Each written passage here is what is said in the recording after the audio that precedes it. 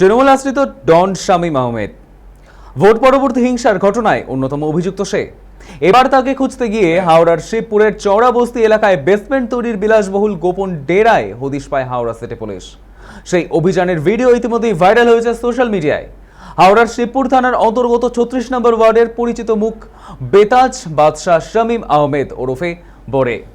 অভিযোগ, দীর্ঘদিন ধরে তৃণমূলের ছত্রছায়া এলাকায় দাপট চালিয়ে এসেছে সে। প্রাক্তন মন্ত্রী অরূপ রায়ের ঘনিষ্ঠ বলেই পরিচিত বরে। ভোটের ফল প্রকাশের পর চওড়াবস্তি এলাকায় অশান্তি ছড়ায়, বোমাবাজি ও গুলি চালানোর অভিযোগ ওঠে বরে এবং তার দলবলের বিরুদ্ধে।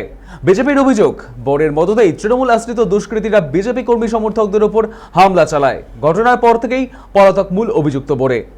তাকে গ্রেপ্তারের দাবিতে সরব হন বিজেপি কর্মী সমর্থকেরা। পুলিশ কয়েকজনকে আটক করলেও এখনো অধরা বরে। এদিন বরের খোঁজে তল্লাশি চালাতে গিয়ে পুলিশের সামনে আসে চাঞ্চল্যকর তথ্য। ভাইরাল হওয়া ভিডিওতে দেখা যাচ্ছে একটি বেসমেন্ট তৈরি করা হয়েছে বিলাসবহুল গোপন ঘাঁটি। বাইরে থেকে বোঝার কোনো উপায় ছিল না ভেতরে এমন চোখ ধাঁধানো জিনিসপত্র রয়েছে। সেখানে রয়েছে bedroom, drawing room, kitchen, bathroom সহ সমস্ত আধুনিক সুযোগ সুবিধা। এমনকি সিসিটিভি মনিটরিং এরও ব্যবস্থা ছিল ওই গোপন ডেরায়। উল্লেখ্য, এর আগেও রামনবমীর শোভাযাত্রায় হামলার অভিযোগে এনআইএ এর তদন্তে গ্রেপ্তারি হয়েছিল বরে। যদিও এই বিষয়টি নিয়ে এখনো পর্যন্ত কোনো প্রতিক্রিয়া মেলেনি হাওড়া সিটি পুলিশের তরফে। আমাদের সঙ্গে টেলিফোন লাইনে রয়েছে আমাদের প্রতিনিধি অর্পণ সিংহ। অর্পণ, এই যে ফের একবার পুলিশের গোপন ডেরার হদিশ পেল পুলিশ, ঠিক কি ঘটেছে, কে এই বরে? দেখো, যেটা জানা যায় যে এই হাওড়ার মধ্য হাওড়ার শিবপুর থানার অন্তর্গত ৩৬ নম্বর ওয়ার্ডের বেতাজ বাদশাহ এই শামীম আহমেদ তার ভালো নাম, এবং তাকে বড় বলেই এলাকার মানুষজন জানে।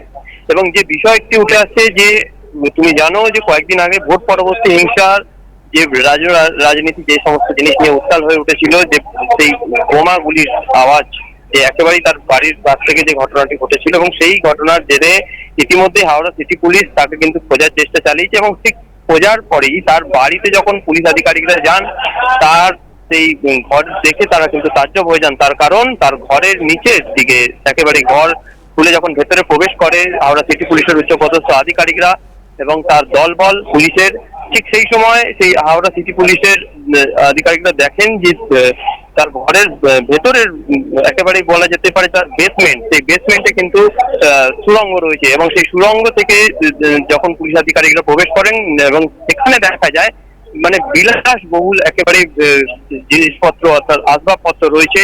এবং সেই কারণেই আরো ঘনিষ্ঠ, যেটা জানা যায় যে অরূপ রায়ের ঘনিষ্ঠ তিনি, এমনটাও কিন্তু সেই পুলিশের আধিকারিকরা হয়তো পরিষ্কারভাবে না জানালেও কিন্তু যেটা বোঝা যাচ্ছে।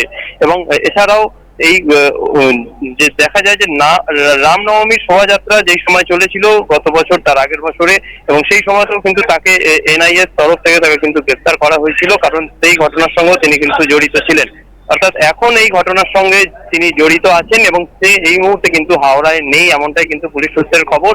এবং সে এই মুহূর্তে ফেরার এবং তাকে খোঁজার জন্য কিন্তু হাওড়া সিটি পুলিশের আধিকারিকরা তারা তল্লাশি করছেন।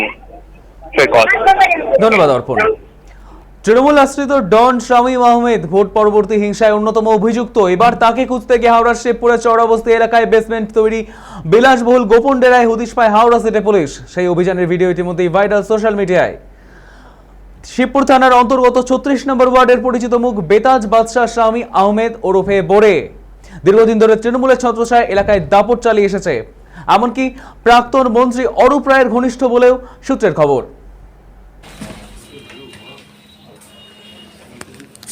এখানে